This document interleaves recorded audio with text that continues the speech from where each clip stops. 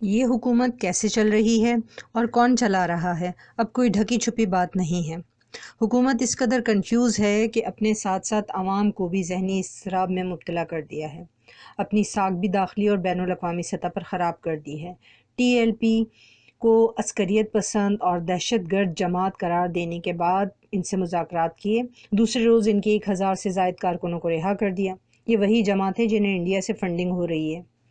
اب سینیٹر اعجاز چودھری کے بقول ان سے پنجاب میں سیٹ ایڈجسٹمنٹ پر بات چیت کی تیاری ہو رہی ہے، اور ریاستی رٹ کہاں ہے، وہ مفاد کی چادریں لپیٹ کر کونے میں پھینک دی گئی ہیں۔ عمران صاحب نے قوم سے خطاب کرنا تھا، اسے ملتوی کر دیا۔ ظاہر ہے اب کیا جواب دیں گے؟ بہرحال وہ جو کچھ بھی کہہ سکتے ہیں، کہنے میں کیا جاتا ہے؟ انہوں نے اب تک جو کچھ کہا ہے وہ بس کہنے کی حد تک ہی کہا ہے، کرنے کا کام تو کوئی اور کرتا ہے۔ اب کی بار معاہدہ واقعی خفیہ تھا، میڈیا پر کوئی اور تھے، اندر کوئی اور تھے، فوٹو سیشن میں کوئی اور تھے، اس طرح معاہدہ بھی کوئی اور تھا، سیل بند۔ پٹاری میں کیا ہے کسی کو معلوم نہیں۔ مفتی منیب صاحب فرما رہے ہیں کہ وزراء جھوٹ بیانی کرتے رہے ہیں۔ معاہدے کی شرائط میں فرانس کے سفیر کی ملک بدری کی شرط شامل ہی نہیں تھی۔ لو، اب ایک نیا کنفیوژن۔ تو پھر معاملے کو سلجھانے میں اس قدر تاخیر کیوں کی گئی؟ آنیاں جانیاں کیوں لگی رہیں؟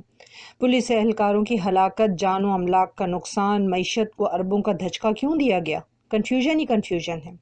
وزیر اعظم صاحب کو پنجاب سے نکلنے سے پہلے ٹی ایل پی کو روک دینا چاہیے تھا، تاکہ وزیر داخلہ سگار اور کرکٹ کے مزے سے لطف اندوز ہو سکتے، اور فواد چودھری کو بھی وہ سبکی نہ اٹھانی پڑتی جس کا بوجھ ان کے دل پر پڑا ہے۔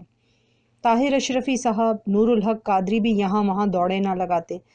مذاکرات اس قدر خفیہ ہیں کہ وزیر اعظم کو اپنے وزراء کو ہی آؤٹ کرنا پڑ گیا، حتیٰ کہ آرمی چیف نے بھی انہیں سائٹ پر لگا دیا، اور مفتی صاحب، عقیل کریم ڈیڈی اور بشیر فاروقی کو شرف ملاقات بخشا۔ انہوں نے ثالثی انجام دی۔ پارلیمانی حکومت کیا کر رہی تھی؟ یہ بھی عجب کنفیوژن ہے۔ اس وقت ملک میں قانون کی بالادستی، پارلیمان کی بالادستی کو بھی لپیٹ کر رکھ دیا گیا ہے۔ یہ حکومت ہے، نہ حکومت ہے، نہ اپوزیشن ہے، نہ داخلہ پالیسی ہے، نہ خارجہ پالیسی ہے، نہ معاشی پالیسی ہے، نہ اخلاقی پالیسی ہے۔ موجودہ حکومت بھانمتی کا کنبہ ہے، کہیں کی اینٹ اور کہیں کا روڑا ہے۔ اگرچہ کہنے کو یہ ایک پارٹی ہے، لیکن اس قدر دراڑیں پڑ چکی ہیں کہ کسی بھی وقت کرچی کرچی ہو جائے گی۔ مفتی منیب کے بیان کے بعد تک اس کی تردید نہیں کی کہ وہ فرانس کے سفیر کے معاملے پر جھوٹ کیوں بول رہے تھے۔ سوال یہ ہے کہ کیا یہ گمراہ کن بیانات نہیں ہیں کہ ایک منتخب حکومت نے ایک کالا دم تنظیم کے ساتھ معاہدہ کیا، اور اب ان سے سیٹ ایڈجسٹمنٹ کی باتیں منظر عام پر آ رہی ہیں، اسے سیاسی دھارے میں شامل کیا جا رہا ہے، اگرچہ وہ پہلے ہی پنجاب کی تیسری منتخب جماعت کے طور پر سامنے آ چکی ہے۔ پنجاب اور سندھ سے بھی سیٹیں پنجاب کے علاوہ سندھ سے بھی سیٹیں حاصل کر چکی ہیں، 6 بار اسلام آباد کی جانب مارچ کر چکی ہے۔ تو پھر حکومت ان سے بیٹھ کر اچھے بچوں کی طرح مذاکرات کیوں نہیں کر لیتی؟ ان کے مطالبات کو کیوں حل نہیں کر دیتی؟ ایسے معاہدے کیوں کرتی ہے جن پر عمل درآمد نہ کر سکے؟ انہیں انڈین ایجنٹ قرار دینے اور باہر سے فنڈنگ کا الزام کیوں لگایا گیا؟ ایک دم سخت رویے کے بعد حکومتی پالیسی کا یہ یو ٹرن نیا کنفیوژن پیدا کر گیا۔ اب ہزارہ سوال ہیں۔ سوال یہ ہے کہ بیرونی سطح پر پاکستان کی ساکھ کو کس طرح پیش کیا جائے گا؟ شاہ محمود قریشی اس کا دفاع کیسے کریں گے؟ ڈانوا ڈول ملکی معیشت والے اس ملک کو مستحکم بنانے کے لیے اس کا دفاع مغرب میں کیسے کیا جائے گا؟ کپتان صاحب تو حکومتی پچ پر جم کر نہیں کھیل پا رہے۔ ہزاروں کی کراؤڈ میں کھیلنے والے کپتان چند وزراء کو سنبھال نہیں سکے۔ ورلڈ کپ جیتنے والے اب میدان میں صرف اپنی ٹیم کے ہمراہ ہی رہ گئے ہیں، اور کرسیاں خالی پڑی ہیں۔ خود بال کروا رہے ہیں، خود کیچ پکڑ کر چھوڑ رہے ہیں، چوکا اور چھکا دیکھنے والے نکل لیے۔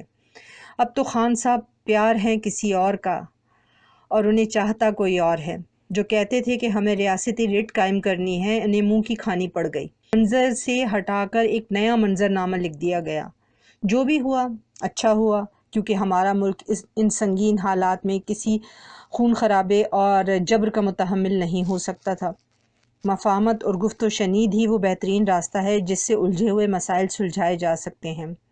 لیکن وزیر اعظم نے ملکی معاملات کو انا کا مسئلہ بنا لیا ہے۔ یہی وجہ ہے کہ leader of the opposition Shehbaz Sharif سے کسی طور پر بات کرنے کو تیار نہیں۔ لیکن حالیہ معاملات کے بعد یقیناً وزیر اعظم کو یہ سمجھ لینا چاہیے کہ سیاست میں کوئی بات حرف آخر نہیں، کوئی رقابت ذاتی دشمنی نہیں۔ سیاسی لڑائی سیاست سے لڑی جاتی ہے، ذاتی انات سے نہیں۔ جو اب ہوا یہ ہوتا رہتا ہے، سب چلتا ہے بھائی، سب بکتا ہے، بس بولی لگانے والا تگڑا ہونا چاہیے۔ یہاں سیاست نہیں، طاقت چلتی ہے، اور سیاسی طاقت ایسے چلائی جاتی ہے۔